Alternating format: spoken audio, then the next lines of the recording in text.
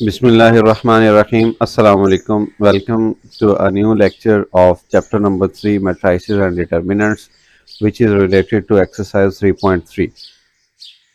Chapter number 3 के दो हिस्से थे, एक का नाम है मैट्राइसेस और दूसरे का नाम है डिटर्मिनेंट्स। ये जो पहली दो एक्सरसाइजेज हमने डिस्कस की हैं, सॉल्व की हैं, उनके अंदर जितने भी क्वेश्चंस थे वो मैट्राइसेस से रिलेटेड थे। यानी हमें कालब दिए गए थे मैट्रिक्स, कभी हमने उनको ऐड करना था, कभी सब्ट्रैक्ट करना था, कभी मल्टीप्लाई करना था, कभी इन्वर्स मालूम करना था, कभी नामालूम मैट्रिक्स को मालूम करना था, और कभी उनको इस्तेमाल करते हुए जो लीनियर इक्वेशंस थी दो वेरिएबल वाली उनको सॉल्व किया। अब चैप्टर का दूसरा पोर्शन है विच इज़ अबाउट डिटर्मिनेंट्स। तो पहले तो हम देखेंगे कि डिटर्मिनेंट होता क्या है, डिटर्मिनेंट की डेफिनेशन क्या है, कैसे मालूम करते हैं डिटर्मिनेंट, और फिर उसके बाद इसकी कुछ प्रॉपर्टीज़ हैं, एग्जांपल्स हैं, कितने तरीके हैं, हम वो सीखेंगे आज के लेक्चर के अंदर। आज का लेक्चर जस्ट थ्योरेटिकल है, इसके अंदर कोई सोल्यूशन नहीं है एक्सरसाइज का। जस्ट मैंने आपको ये बताना है कि डिटर्मिनेंट है क्या, इसकी सॉल्यूशंस कितनी इकसाम के हैं, कैसे कैसे हम मालूम कर सकते हैं, इसकी प्रॉपर्टीज़ क्या हैं। छोटा सा लेक्चर है बट ये बहुत ज़्यादा इंटरेस्टिंग है और ये बेसिक्स है डिटर्मिनेंट की। डिटर्मिनेंट आपने 9th क्लास में भी पढ़ा था, लेकिन आपने वहाँ पे पढ़ा था कि ये डिटर्मिनेंट जब भी मालूम करना हो तो आप एक मैट्रिक्स ए बी सी और डी ये ऐसा चूज़ करना है कि ये स्क्वायर मैट्रिक्स हो, पहली शर्त ही स्क्वायर की है। फिर आप कहते थे कि इसका अगर डिटर्मिनेंट आपको मालूम करना है तो आप इसके बाहर इधर ब्रैकेट लगा के मैट्रिक्स बना लें और बाहर लेफ्ट साइड पे डिटर्मिनेंट लिख लें, डिटर्मिनेंट ऑफ दिस मैट्रिक्स। या आप डायरेक्ट ऐसे कर सकते हैं, बार्स लगा लें, ब्रैकेट की जगह पे ये डंडे से आ गया, इसको बार कहते हैं, ठीक है। तो ये बार, अब ये वाला डिटर्मिनेंट अप्लाई कर दें इसके ऊपर या ये वाली बार्स अप्लाई कर दें, दोनों का मतलब ही डिटर्मिनेंट है, ठीक है। अप्लाई करने का मतलब क्या कि ये जो मेन डायगोनल है ये इन दोनों को आपस में एलिमेंट्स को ज़रब दे दें तो ये बन जाएगा ए डी माइनस इन दो को आपस में ज़रब दे दें बी सी। तो ये जो एक न्यूमेरिकल वैल्यू आएगी, इन दोनों को आप जब मल्टीप्लाई करेंगे तो गिनती का एक जवाब आ जाएगा, कोई भी वैल्यू होगी, and that value is called determinant of this matrix. ठीक हो गया। लेकिन ये उस वक्त था, छोटी क्लास थी, आपने छोटा जो डिटर्मिनेंट था वो फाइंड करना सीखा था, मतलब 2x2 मैट्रिक्स का, एक ऐसा मैट्रिक्स जिसके अंदर 2 रोज और 2 कॉलम होते हैं। लेकिन अब आप आ गए बड़ी क्लास के अंदर, तो अब हम डिटर्मिनेंट सीखेंगे एक ऐसा जो 2 से बड़ा हो, यानी जिसका ऑर्डर 2x2 से बड़ा हो, maybe 3, maybe more than 3। तो देखते हैं डिटर्मिनेंट लिखा क्या हुआ है। The determinants of square matrices of order greater than 3 are equal to 3। यानी 2 का तो आपने पढ़ा हुआ है पहले, 2 से बड़ा जो नंबर होता है वो 3 होता है, नेचुरल नंबर, ठीक। इंटीजर भी इसको कह सकते हैं आप। 3 या 3 से बड़ा can be written by the following the same pattern as already discussed, यानी जैसा हम 9th क्लास में पढ़ चुके हैं वैसे ही। For example if n is equal to r, n is equal to r का मतलब क्या कि नंबर ऑफ रोज भी इसके अंदर 4 हो और नंबर ऑफ कॉलम्स भी 4 हो, ऑर्डर 4x4 हो। तो ये एक जनरल फॉर्म में मैट्रिक्स दे दिया गया जिसकी ब्रैकेट ये देखें, ये मैट्रिक्स वाली ब्रैकेट है, A11 A12 A14, ये फर्स्ट रो होगी, सेकंड रो होगी, थर्ड रो होगी, ये fourth row, same first column, second column, third column and fourth column. 4x4 का एक मैट्रिक्स है। तो जब आपने इसका डिटर्मिनेंट लेना है तो डिटर्मिनेंट कैसे लिखेंगे, then the determinant of matrix A is equal to, देखें ए की साइड पे बार लगा दें, ये बार आ गया। अब अगर तो ये होता 2x2 का, तो जो मैंने इधर थोड़ी देर पहले लिखा है, क्रॉस मल्टीप्लाई करके डायगोनल्स को फिर उनका डिफरेंस लेके तो वैसे मालूम कर लेते हैं। लेकिन जैसे ही ऑर्डर 3 या 3 से बड़ा आएगा तो उस वक्त तो वो फेल हो जाएगा तरीका। फिर यहाँ इसके मजीद 2 तरीके हमने पढ़ने हैं, ठीक है। एक को कहते हैं एक्सपेंशन और एक को कहते हैं without expansion. Now, our aim is to compute the determinants of various orders, but before describing a method for computation of determinants of order 3 are greater than 3, we introduce the following definitions. अब देखें यहाँ पे जो main तरीकाकार है 11th class का या first year जो हम पढ़ रहे हैं वो हमें सिखाया गया और उसके लिए दो मज़ीद तारीफ़ें हैं, एक को माइनर कहेंगे और एक को कोफैक्टर कहेंगे। वो दो आपको मालूम करने ही पड़ेंगे इसको एक्सपेंशन के ज़रिए सॉल्व करते हुए। कैसे, चेक कीजिए। ये 3.6 टॉपिक था डिटर्मिनेंट्स, अब उसका एक जैली टॉपिक या सब टॉपिक कह ले 3.6.1। इसके अंदर दो डेफिनेशंस हैं, minor and cofactor of an element. एक एलिमेंट का कोफैक्टर और माइनर होता है किसी मैट्रिक्स के अंदर और इट्स डिटर्मिनेंट या डिटर्मिनेंट के अंदर। माइनर, माइनर का मतलब होता है छोटा, छोटा। आप कहते हैं अभी माइनर सी इंजरी है, माइनर सा कट है वगैरह। तो एक एलिमेंट ऐसा जिसको आप बेस बना के एक छोटा डिटर्मिनेंट बना लेंगे उसको माइनर बोलेंगे। एक एलिमेंट, इनमें से कोई सा भी एलिमेंट आप पकड़ लें, मिसाल के तौर पे मैं इसकी बात करता हूं ऐसे, ठीक है। अब ये जो एलिमेंट पकड़ा है इसकी आप ये जो रो है, कॉलम है सेकंड और रो है थर्ड, आप इसको ख़त्म कर दें, बाकी जो एलिमेंट्स बच गए ये वाला ये वाला ये वाला ये वाला ये वाला ये वाला, तो ये 4x4 था। 4x4 में से एक रो और एक कॉलम आपने निकाल दिया तो ये बाकी जो मैट्रिक्स बनेगा डिटर्मिनेंट वो 3x3 का बनेगा। यानी एक रो ये वाली, एक रो ये वाली, एक ये वाला कॉलम, तीन कॉलम, एक दो और तीन ही इसके अंदर रोज है। तो जो रिजल्ट के तौर पे ये बनेगा छोटा, इसको माइनर कहेंगे जिसका ऑर्डर 3x3 होगा। अभी लिखा हुआ है, मैं थोड़ा सा आपको रिहर्सल के तौर पे बता रहा था कि अचानक ये ना हो आप पढ़े और फिर आपको समझ ना आए। Minor of an element, let us consider a square matrix A of order 3। ये 4 का था, यहाँ पे 3 की बात कर रहा है, उससे एक छोटा मैट्रिक्स है।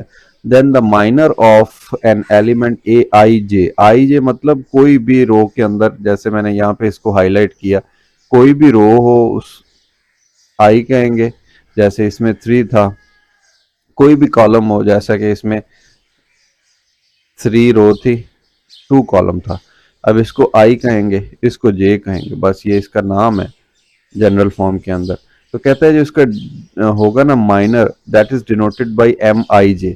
अगर मैं इसके माइनर को लिखूं तो उसका ऑर्डर तो होगा 3, जैसे मैं आपको यहाँ बता रहा था। तो उसको लिखेंगे कैसे, एम आई जे, आई मतलब 3 और जे मतलब 2। हम इस एलिमेंट के हिसाब से लिख रहे हैं इसका माइनर।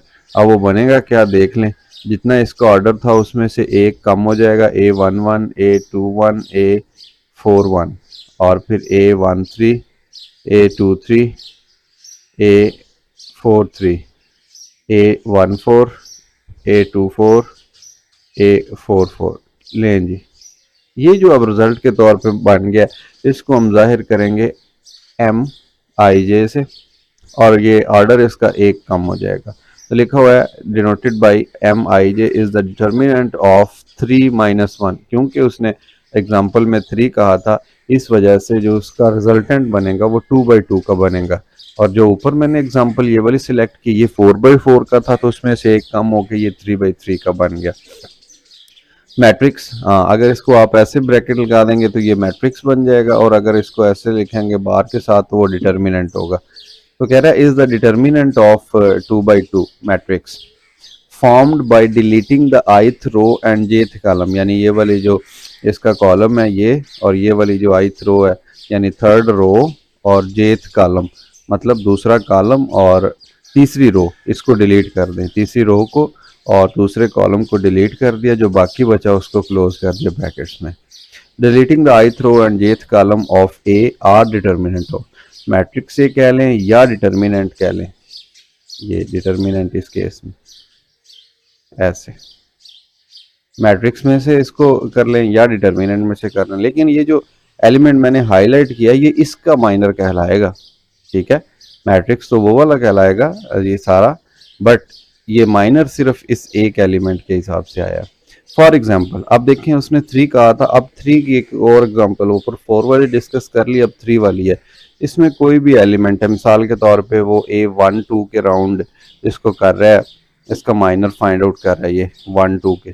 तो अब 1 2 का जो माइनर होगा इसका मतलब ये है कि 1th रो और 2th कॉलम A12, I की वैल्यू 1 और J की वैल्यू 2।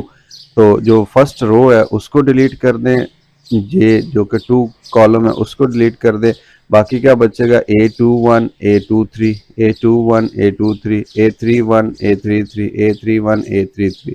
तो ये क्या कहलाएगा, ये माइनर कहलाएगा किसका, A12 का। और इसको लिखेंगे कैसे, minor of 1 2 is equal to this by deleting second column and first row. तो ये सारा इंग्लिश में लिखा हुआ है। Then the matrix obtained by deleting the first row and the second column of A is, ये मैट्रिक्स आ गया। फिर इस मैट्रिक्स को हम क्या करेंगे, डिटर्मिनेंट की शक्ल दे देंगे, and its determinant is the minor of N. Matrix है, मैट्रिक्स का जो डिटर्मिनेंट होगा उसको माइनर कहेंगे। जैसा मैं बता चुका हूँ, माइनर का मतलब छोटा, और माइनर ऑफ एन एलिमेंट का मतलब कि इस एलिमेंट के हिसाब से छोटा डिटर्मिनेंट, बड़े मैट्रिक्स से छोटा डिटर्मिनेंट मालूम कर लेने को कहते हैं माइनर ऑफ दैट एलिमेंट। उम्मीद है मुझे आपको समझ आ गई होगी इस चीज़ की कि माइनर क्या चीज़ है। अब माइनर के साथ ना एक और, अगर माइनर के साथ ये M12 है ऐसे, अगर माइनर के साथ यहाँ पे आप -1 की पावर समथिंग लिख दें, यानी ये 1 है और ये 2 है, 1 + 2 कर दें, तो ये -1 है, इसकी पावर 1 + 2 ये 3 हो जाएगी, तो ये बन जाएगा ऑड, और ये M12 बन गया। और जब माइनस की पावर ऑड होगी तो ये माइनस ही आ जाएगा। तो इसके साथ प्लस या माइनस का साइन लगा देने को कहते हैं cofactor of an element. Minor के साथ प्लस या माइनस का निशान लगा देने को क्या कहते हैं, कोफैक्टर। ठीक हो गया। The cofactor of an element AIJ, अब देख लें बिल्कुल वही बात है कि I का मतलब रो और J का मतलब कॉलम। अगर इधर मैं बात करूं ऐसे, तो यही जो हमने एलिमेंट लिया था उसी का ही कोफैक्टर लिख ले। तो इसका कोफैक्टर ये मैंने इधर मालूम किया है। कोफैक्टर कैसे मालूम कर लिया, ये देख लें, साथ में -1 की पावर यही ऐड करके लिख देना है, 1 + 2, तो ये 3 बन गया था। फिर माइनस की पावर जब 3 आई तो ऑड होने की वजह से ये -M12 हो गया। तो ये -M12 क्या कहलाएगा, ये कोफैक्टर कहलाएगा इस एलिमेंट का। The cofactor of an element denoted by AIJ, अब इसको क्या करेंगे, AIJ कह देंगे, IJ cofactor is denoted by AIJ -1, ये इकट्ठ ऐसे लिखो, -1 की पावर I + J और क्रॉस MIJ, ये मैं इधर की बजाय उधर लिख देता हूँ ऐसे। ठीक हो गया। तो यही काम इधर मैंने किया था। फिर लिखा हो where MI is minor of the element AIJ of A matrix or determinant of A। ठीक है, मैट्रिक्स की फॉर्म में बात कर लें या डिटर्मिनेंट की फॉर्म में बात कर लें। उसके बाद कह रहा है फॉर एग्जांपल ये A12 उसी का ही देख लें, माइनर फाइंड किया, -1 की पावर यही 1 + 2 इंटू माइनर 1 2, -1 की पावर ये 3 आ गया, तो ये -1 और साथ में M12 की कीमत लिखी हुई है ये वाली। आई होप कि कोफैक्टर और आपको पता चल गया होगा माइनर का। अब माइनर और कोफैक्टर को यूज करते हुए एक एग्जांपल है छोटी सी, इसको डिस्कस करते हैं। लिखा है evaluate the determinant of this, इसको एक्सपेंशन का तरीका भी कहते हैं। एक होगा तरीकाकार एक्सपेंशन के जरिए डिटर्मिनेंट को सॉल्व करना, डिटर्मिनेंट की वैल्यू फाइंड आउट करना, ऐसा डिटर्मिनेंट जिसका ऑर्डर 3 या 3 से बड़ा हो। एक तो तरीकाकार होगा एक्सपेंशन वाला, और दूसरा तरीकाकार होगा प्रॉपर्टीज ऑफ डिटर्मिनेंट वाला। प्रॉपर्टीज को यूज करते हुए हम डिटर्मिनेंट्स को सॉल्व कर सकते हैं, प्रॉपर्टीज। अभी इसके बाद 3.7 जो हमारा टॉपिक है, बस इस एग्जांपल के बाद, वो प्रॉपर्टीज से रिलेटेड है। अभी हम पढ़ रहे हैं एक्सपेंशन के जरिए। अब इस एग्जांपल को एक्सपेंशन के जरिए सॉल्व करना है माइनर और कोफैक्टर को यूज करते हुए। बहुत ही आसान तरीकाकार है एक्सपेंशन वाला, बस जस्ट आपको माइनर और कोफैक्टर का पता होना चाहिए। और इसमें आप दो तरह से एक्सपेंड कर सकते हैं, एक तो रो वाइज, यानी ऐसे रो के हिसाब से एक्सपेंड कर सकते हैं, ऐसे दूसरी रो के हिसाब से कर सकते हैं, तीसरी रो के हिसाब से कर सकते हैं। 3 मतलब इसके अंदर रोज थी, तो आप 3 रोज में से किसी एक रो के हिसाब से इसे एक्सपेंड कर सकते हैं, या कॉलम वाइज भी आप इसको एक्सपेंड कर सकते हैं। कैसे, ये अभी मैं आपको बताने वाला हूँ कि कैसे आप एक्सपेंड करेंगे, किसको कहते हैं एक्सपेंशन। तो उसके लिए देखें कि मैं इसकी साइड पे जो ब्रैकेट्स लगी हुई हैं ना, इसको ख़त्म कर देता हूँ, इसकी जगह पे बार ले आता हूँ। So determinant of A can be written in this form. अच्छा, ये मैं कोई खुद से एग्जांपल आपको सॉल्व नहीं करा रहा, ये आपकी बुक के अंदर ही मौजूद है, ठीक है। जो बुक की थ्योरी है 3.3 एक्सरसाइज और 3.2 के दरमियान में, ये वहां से मैंने पिक की है। तो देखें, क्या हम डिटर्मिनेंट फाइंड कर रहे हैं, साइड से जो ब्रैकेट्स थी उनको बार्स में कन्वर्ट कर दिया। अब उसके बाद यहाँ पे एक्सपेंशन का फार्मूला लिखना है। तो जो डिटर्मिनेंट इक्वल होता है वो होता है, देखें ये उसने क्या किया, इसकी जो रो है ना 1, उसके अराउंड एक्सपैंड करना शुरू कर दिया। ये जो पहला एलिमेंट है इसका एड्रेस होता है A11, जो दूसरा होता है इसको कहते हैं A12, और जो तीसरा होता है इसको कहते हैं A13। तो ये जो पहली आपको रो नजर आ रही है इसके अराउंड एक्सपैंड कर रहा है। तो इसके साथ साथ इसका माइनर भी लिख लें, माइनर 11, माइनर 12 एंड माइनर 13। ये ठीक हो गया। अब इनको मल्टीप्लाई कर दे, A11 को M11 से ये मल्टीप्लाई कर दिया, फिर A12 को M12 से ये मल्टीप्लाई कर दिया, फिर A13 को M13 से मल्टीप्लाई कर दिया। ये इनको सम कर दें। अच्छा, एक बात मैं आपको और बता दूं, इसकी अगर थ्योरी की तरफ हम जाएं ना तो ये काफ़ी लेंथी टॉपिक है, तो मैं आपको शॉर्ट ट्रिक जस्ट बता देता हूँ। वो ये कि आपने जो ऑड पोजीशंस पे होंगे ना इनके, ऐसे जब ये फार्मूला बना रहे होंगे, ये ऑड पोजीशन यानी पहले नंबर पे है, ये दूसरे नंबर पे है, ये तीसरे नंबर पे है। तो जो ऑड पोजीशन पे होंगे उनके साथ पॉजिटिव का निशान लगाना है, यहाँ पॉजिटिव, ये पॉजिटिव। जो इवन पोजीशन पे होंगे उनके साथ माइनस लगाना है, यानी जो रकम दूसरे नंबर पे आई है उसके साथ माइनस लगा दें, और जो नंबर चौथे पे आएगा उसके साथ माइनस लगा दें, जो छठे पे आएगा उसके साथ माइनस, जो आठवें पे आएगा उसके साथ माइनस। लेकिन ये उस वक्त है ना कि जब आपके पास यहाँ पे ऑर्डर ज़्यादा हो। अब ये 3/3 था, तो इसके अंदर तो सिर्फ 3 एलिमेंट्स ही आने थे ना। अब मैं 4/4 की बात कर रहा हूँ, अगर 6/6 हो, 8/8 हो, उस वक्त जो भी इवन पोजीशन पे होगा आप उसके साथ माइनस का साइन यूज करेंगे, और दूसरे जो होंगे ऑड वाले उनके साथ प्लस का। अब इसके पीछे भी लॉजिक मैंने आपको बता दी, लॉजिक काफ़ी लेंथी है, तो वहाँ पे टाइम वेस्ट करने के बजाय जस्ट आप ये छोटा सा ट्रिक याद रखिए कि बेशक आप कॉलम वाइज इसको एक्सपेंड कर रहे हैं, बेशक आप रो वाइज एक्सपेंड कर रहे हैं, अब ये भी मैटर नहीं करता कि रो कौन सी है। अगर मैं इसको थोड़ा सा इधर लिखूं, इसका फार्मूला अभी चेंज हो जाएगा, 1 2 3 -2 3 1 4 -3 एंड 2। अगर आप मुझे कहते हैं भाई कि इसको ये कॉलम 3 के हिसाब से एक्सपेंड करें, तो मुझे सबसे पहले मोहतात हो जाना है, मुझे इसका वो लिखना है एलिमेंट नंबर। ये कौन सी पोजीशन पे है, ये थर्ड रो में है, और सॉरी फर्स्ट रो में है और थर्ड कॉलम में है, ये सेकंड रो में है और थर्ड कॉलम में है, और ये थर्ड रो में है और थर्ड कॉलम के अंदर मौजूद है। ये बन गया A13 A23 A33। अब इनके साथ साथ इसका माइनर भी हमें मालूम होना चाहिए, माइनर 13 माइनर 23 एंड माइनर 33। उसके बाद क्या करें, अगर हम ए का डिटर्मिनेंट लिखें तो देख लें, ये जो पहला है इसको लिखेंगे एलिमेंट और साथ माइनर को प्रोडक्ट कर देंगे। फिर जो दूसरी पोजीशन पे है उसको लिखेंगे A23 और साथ में माइनर को प्रोडक्ट कर देंगे।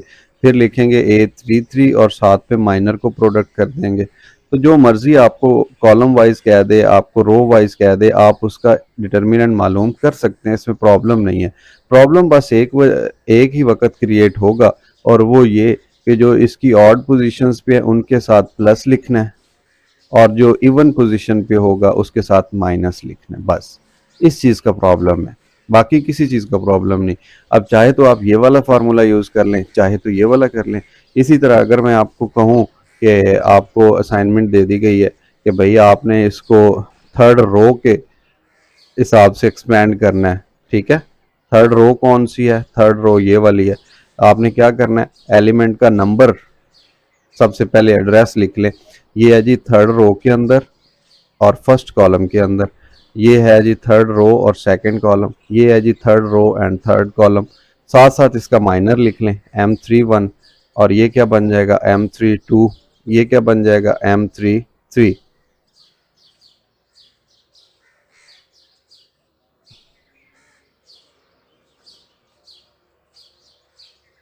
फिर इसका आप डिटर्मिनेंट मालूम करें, तो डिटर्मिनेंट का वही तरीकाकार है, फर्स्ट एलिमेंट उसका माइनर दोनों प्रोडक्ट कर दें, फिर आप सेकंड एलिमेंट उसका माइनर प्रोडक्ट कर दें साथ, थर्ड एलिमेंट और साथ में थर्ड का ही जो माइनर है उसको प्रोडक्ट कर दें। बट याद रखिए जो इवन पोजीशंस पे है उनके साथ प्लस आएगा, जो ऑड पोजीशन पे है उनके साथ प्लस आएगा, और जो इवन पोजीशन पे है उनके साथ माइनस आएगा। बस ये इस बात का ख्याल रखना है। इवन यानी जुफ्त जो पोजीशंस हैं उनके साथ माइनस, और जो ऑड 1 3 5 7 पोजीशन पे होंगे उनके साथ प्लस। तो ये फार्मूला आई होप कि आपको समझ आ चुका है। और इसके पीछे मैं एक दफ़ा फिर बता देता हूँ, तीसरी दफ़ा, कि लॉजिक बहुत ज़्यादा लंबी है, हम उस चीज़ में नहीं जाना चाहते। जस्ट आपको इतना बता दिया कि ऑड और इवन के हिसाब से आप याद कर लें कि उनके साइन कैसे आपने लिखने हैं। तो आप देख लें determinant of A is equal to, अब A11 है तो ये एलिमेंट क्या है 1 है, इस A11 की जगह पे 1 आ जाएगा।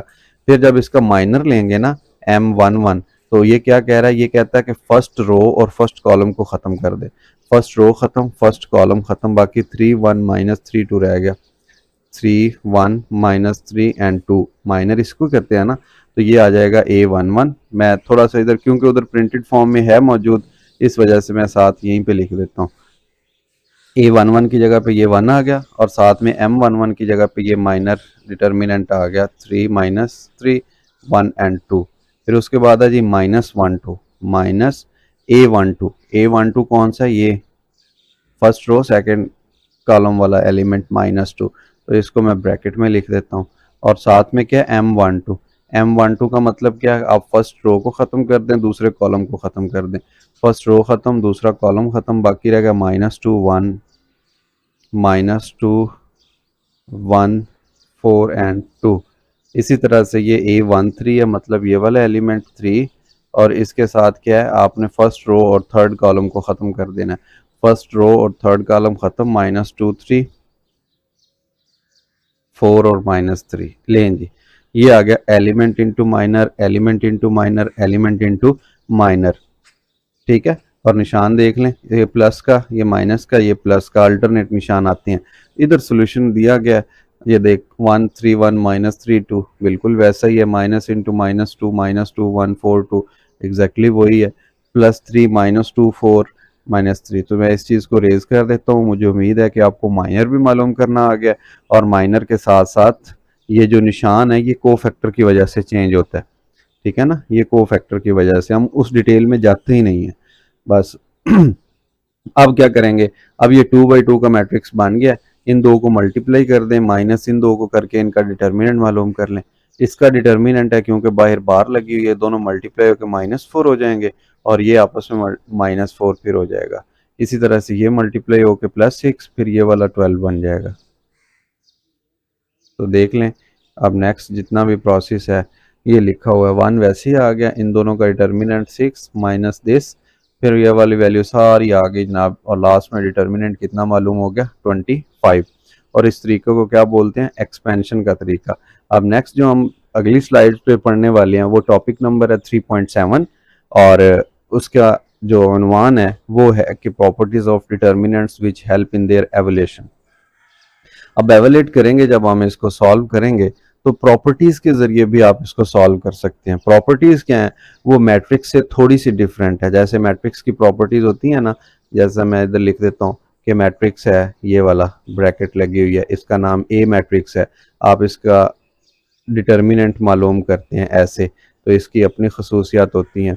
फिर आप इसका ट्रांसपोज भी लेते हैं, तो इसका जवाब कुछ आएगा, इसका कुछ आएगा। ट्रांसपोज लेके डिटर्मिनेंट लें या पहले डिटर्मिनेंट लेके फिर ट्रांसपोज लें, तो क्या फ़र्क पड़ेगा, पहली प्रॉपर्टी इससे रिलेटेड है।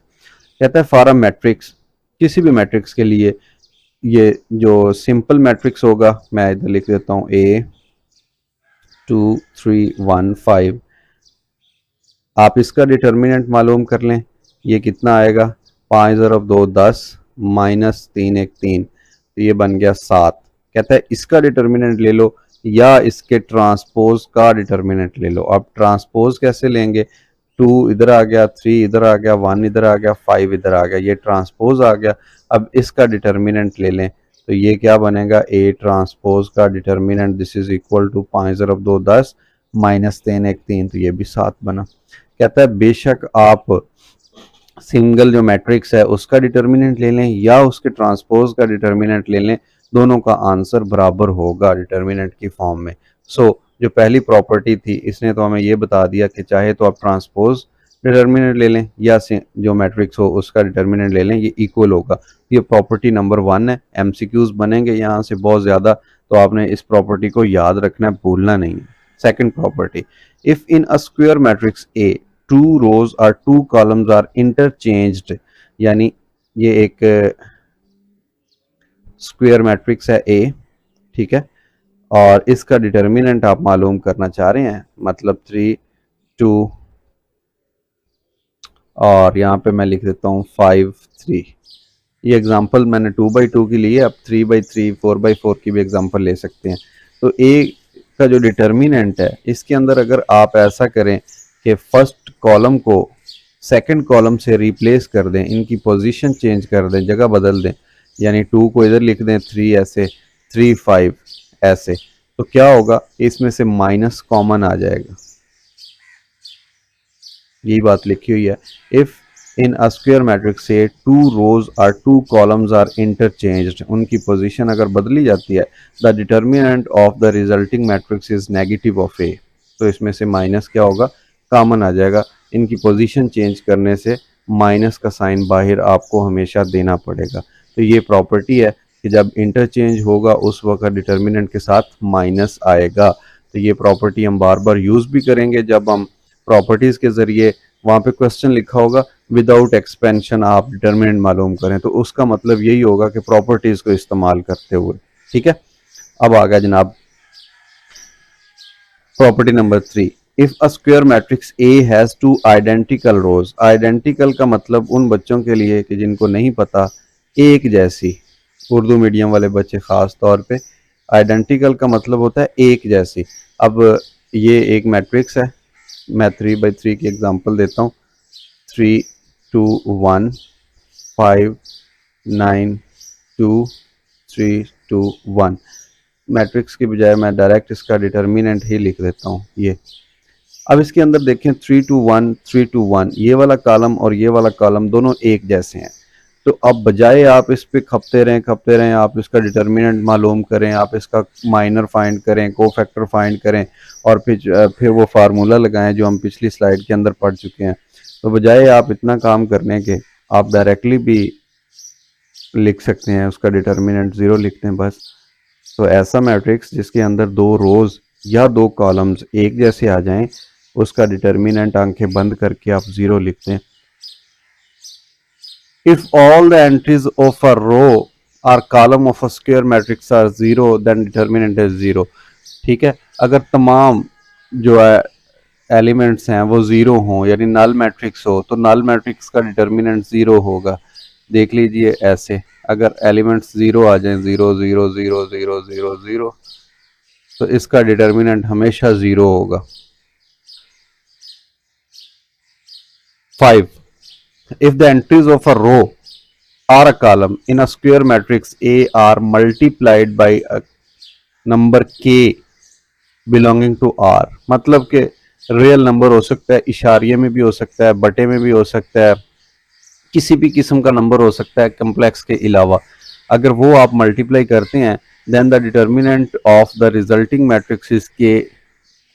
ऐसे मिसाल के तौर पे ये B एक डिटर्मिनेंट है और इसकी वैल्यू है 5 3 2 1 5 9 5 8 6। ये एक डिटर्मिनेंट है जिसका नाम B है। अगर आप इसको किसी भी स्केलर से मल्टीप्लाई करें तो ये जो 5 है ये अंदर किसी एक रो या किसी एक कॉलम के साथ ज़रब होगा। ये तमाम जो 9 एलिमेंट्स हैं उनके साथ ज़रब नहीं होगा। अब आपकी मर्ज़ी, आप किससे मल्टीप्लाई करते हैं। मैं कहता हूँ कि मैं रो 2 सेलेक्ट करता हूँ, बाकी 5 1 5 एज इट इज़ आ जाएगा। और ये 5 जब अंदर मल्टीप्लाई होगा, 5 3 15, 5 5 25 और 5 8 40, ये हो जाएगा ऐसे। और बाकी 2 9 6 रहेगा। अगर होता यहाँ पे मैट्रिक्स तो ये 5 अंदर हर एलिमेंट के साथ होना था ज़रब, 9 के 9 एलिमेंट्स के साथ। लेकिन डिटर्मिनेंट की ये प्रॉपर्टी है कि अगर स्केलर नंबर को मल्टीप्लाई हो रहा है तो वो किसी एक मखसूस रो के साथ मल्टीप्लाई होगा या किसी एक मखसूस कॉलम के साथ मल्टीप्लाई होगा। इसको कहते हैं स्केलर मल्टीप्लिकेशन। ठीक है, तो ये बताने का मकसद, जो प्रॉपर्टी बना के लिखी गई है यहाँ पे 5, वो कहता है कि अगर आप कॉमन लें या मल्टीप्लाई करें तो फिर वो डिटर्मिनेंट का भी मतलब उतने टाइम होता है, के टाइम होगा, के time of that determinant. Proper ये बहुत इंपॉर्टेंट है वैसे, ये वाली ये यूज होगी बार बार जब हम इसको सॉल्व कर रहे होंगे डिटर्मिनेंट्स को। फिर उसके बाद है 6, if each entry of a row और column of a square matrix consists of two terms then its determinant can be written as a sum of two determinants. मिसाल के तौर पे अगर पहली कॉलम है, पहले कॉलम में बजाय 8 के यूं लिखा हुआ है 3 + 8, बजाय 9 के लिखा हुआ है 6 + 3, और बजाय 10 के लिखा हुआ है 8 + 2 ऐसे। तो आप इसको ये वाला जो है ना अलहदा लिख लें एक डिटर्मिनेंट में, ये अलहदा एक में। मैं एग्जांपल आपको दिखाता हूँ बुक वाली। मिसाल के तौर पे ये देख लें, बी मैट्रिक्स है, उसके अंदर ये जो कॉलम है ये सारे का सारा ऐड हो रहा है इसके अंदर ऐसे, जबकि बाकी एंट्रीज अलहदा अलहदा। तो लिखा क्या हुआ है, if each entry of a row और column of a square matrix consist of two terms. Term उस वक्त होते हैं जब एडिशन आ रही है उनके दरमियान में। टर्म्स ये देख लें, दो टर्म्स है। Then its determinant can be written as the sum of two determinants. Two determinants कौन से, ये 1 3, ये वाला जो कॉलम है कॉलम नंबर 3, और ये जो 1 2 2 2 3 2 सेकेंड नंबर वाला कॉलम है, ये तो दोनों डिटर्मिनेंट्स में आएगा। एक डिटर्मिनेंट इस कॉलम के साथ आ जाएगा, एक इसके साथ आ जाएगा। कैसे, ये लिखा हुआ, then determinant of B can be written as, ये डिटर्मिनेंट ऑफ बी है, इसको ऐसे भी लिख सकते हैं कि इसमें जो पहला कॉलम है ये वाला, इसको ये लिख दिया, साथ में ये 2 लिख दिया, इसको कैंसिल कर दिया। अगले में इसको लिख लिया, इसको कैंसिल कर दिया। ये तो दो मैट्रिक्स के सम के तौर पे, सॉरी, दो डिटर्मिनेंट्स के सम के तौर पे भी आप एक डिटर्मिनेंट को लिख सकते हैं। लेकिन शर्त ये है कि अगर उसके अंदर किसी रो या कॉलम के जो एंट्रीज हैं वो दो टर्म अगर सम हो या सब्ट्रैक्शन हो, उस वक्त हम ये वाली प्रॉपर्टी यूज कर सकते हैं। उसके बाद आ जाइए जी सेवंथ, सेकंड लास्ट प्रॉपर्टी है, if to each entry of a row or column of a square matrix is added to a non-zero multiple of the corresponding entry of another row or column, then the determinant of the resulting matrix is determinant of A। यानी कि अगर ये एक matrix है,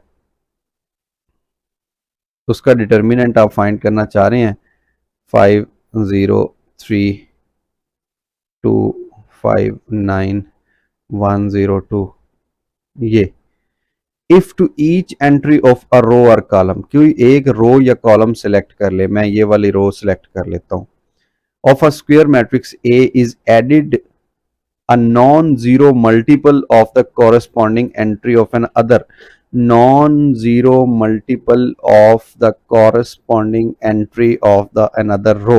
मिसाल के तौर पे ये कह रहा है कि आप जो कॉलम नंबर, सॉरी, जो रो नंबर 2 है इसको आप ऐड कर दें जो रो नंबर 1 है उसके 5 के मल्टीप्लिकेशन के साथ, तो फिर इसके रिजल्ट के यानी डिटर्मिनेंट के ऊपर फर्क नहीं पड़ेगा। ठीक है, आप देख लें, ये थी 0 5 0, तो 0 5 0, इसको आपने ऐड करना है 5 टाइम ऑफ रो 1, 5 टाइम रो 1, ये रो 1 है, इसका 5 टाइम लेंगे तो ये बन जाएगा 25, ये बन जाएगा 10, ये बन जाएगा 5। अब इनको ऐड कर दें, 0 + 25, ये 25 आ गया, फिर ये आ गया 5 + 10, ये 15 आ गया, 0 + 5, ये 5 आ गया। तो अब बजाय यहाँ पे आप 0 5 0 लिखें, इसकी जगह पे अगर आप लिख लें 25 15 और 5, फिर इसका डिटर्मिनेंट लें तो इसका भी रिजल्ट वही आएगा जो पहले 050 के साथ आ रहा था। मतलब ये बहुत ही इम्पॉर्टेंट है कि इसको रो ऑपरेशन भी कहते हैं, और हम जब भी कर रहे होंगे विदाउट एक्सपेंशन तो उसके अंदर ये भी बहुत ज़्यादा इम्पॉर्टेंट रोल प्ले करेगी। If to each entry of a row or column of a square matrix A is added a non-zero multiple of the corresponding entry मतलब ये ऊपर नीचे है ना, ये पहला एलिमेंट है तो इसमें पहला ही ऐड करें, दूसरा ही ऐड करें, तीसरा है उसमें तीसरा ही ऐड करें, उसको कहते हैं corresponding entry. Then the determinant of the resulting matrix is also a determinant. तो उस पर फर्क नहीं पड़ेगा। आ जाइए जी। उसके बाद लास्ट प्रॉपर्टी है प्रॉपर्टी नंबर 8, और वो क्या है, if a matrix is in triangular form then the value of its determinant is the product of the entries of its main diagonal. अब ट्राइंगुलर फॉर्म क्या है, इसके अंदर वर्ड यूज हो रहा है ट्राइंगल। तो ट्राइंगुलर दो किस्म के होते हैं, मिसाल के तौर पे ये बी मैट्रिक्स है या बी डिटर्मिनेंट ही है, चले 0 0 1 0, अच्छा 3 5 9 2 1। अब आप देख लें इसके अंदर ये एक ट्राइंगल बन रही है ऐसे, और बाकी जो एलिमेंट्स हैं वो 0 0 हैं। तो जब आप इसका डिटर्मिनेंट लेंगे तो बजाय इसके कि आप इसको भी एक्सपेंड करें या इसके प्रॉपर्टीज़ यूज़ करें, लेंथी क्वेश्चन करें, जैसे मैं इधर बता रहा था कि अगर दो एक जैसी हो जाएं तो आप आंखें बंद करके उसको लिख सकते हैं डिटर्मिनेंट इक्वल टू 0। बिल्कुल वैसे ही अगर इस तरह का कोई आ जाता है मैट्रिक्स के जिसमें ट्राइंगुलर फॉर्म बन रही हो तो उसका जो डिटर्मिनेंट है वो जो इसकी डायगोनल की एंट्रीज हैं 4 3, इनको मल्टीप्लाई कर दें तीनों को आपस में, जो जवाब आएगा वो इसका डिटर्मिनेंट होगा। अगर यहाँ पे मैंने 9 लिखा है तो फिर 4 3 12 12 9 जितना भी हो 108, तो इसका डिटर्मिनेंट कितना होगा 108 108। विदाउट सॉल्विंग आप बता सकते हैं। तो ये है जनाब, if a matrix is in triangular form then the value of its determinant is the product of the entries of its main diagonal। ठीक है, इस तरह से होगा तो ये मेन डायगोनल बनेगा, दूसरी तरह से होगा तो ये मेन डायगोनल बनेगा ऐसे। ठीक है, चलें जी, ये थी प्रॉपर्टीज। इन प्रॉपर्टीज को यूज करते हुए हम एक्सरसाइज 3.3 स्टार्ट करेंगे, और उसमें पहला क्वेश्चन ही ये लिखा हुआ है कि एवलेट द फॉलोइंग डिटर्मिनेंट्स। अब इसमें कुछ नहीं बताया कि आप इसको एक्सपेंशन के तरीके से करें या विदाउट एक्सपेंशन प्रॉपर्टीज को यूज करते हुए करें, तो ये हमारी मर्जी होगी, हम जिस तरीके से मर्जी सॉल्व करें। लेकिन आज के इस लेक्चर के अंदर हम सॉल्व नहीं करेंगे, ये इंशाल्लाह हमारा नेक्स्ट लेक्चर होगा। आज के लेक्चर के अंदर हमने सीखा कि प्रॉपर्टीज कौन कौन सी हैं डिटर्मिनेंट्स की, और इससे पहले हमने देखा कि एक्सपेंशन के ज़रिए अगर हम डिटर्मिनेंट को सॉल्व करें तो उसके अंदर कैसे माइनर और कोफैक्टर की जो कॉन्सेप्ट है वो यूज़ होता है। और उससे पहले हमने डिटर्मिनेंट की डेफिनेशन पढ़ी कि जो छोटे डिटर्मिनेंट्स थे 2/2 के वो हम पहले पढ़ लें 9th क्लास में, और अब हम 3 या 3 से बड़ा जो ऑर्डर के डिटर्मिनेंट्स हैं, और डिटर्मिनेंट्स के लिए शर्त एक ज़रूरी है कि स्क्वायर मैट्रिक्स हो, वो पढ़ना सीखा। इंशाल्लाह नेक्स्ट हम एक्सरसाइज को सॉल्व करेंगे। किसी भी किस्म के क्वेश्चन की फॉर्म में अपना अबहाम या किसी भी किस्म का कोई प्रॉब्लम हो तो आप मेरे साथ इस नंबर के ऊपर व्हाट्सएप के ज़रिए भी रब्ता कर सकते हैं, या वीडियो के नीचे कमेंट सेक्शन है, आप वहाँ पे कमेंट्स कीजिए, कमेंट के अंदर पूछिए, मैं ज़रूर आपको वहाँ पे रिप्लाई करूँगा। अपना बहुत सारा ख्याल रखिए, अपने इस चैनल का ख्याल रखिए। अल्लाह हाफिज़।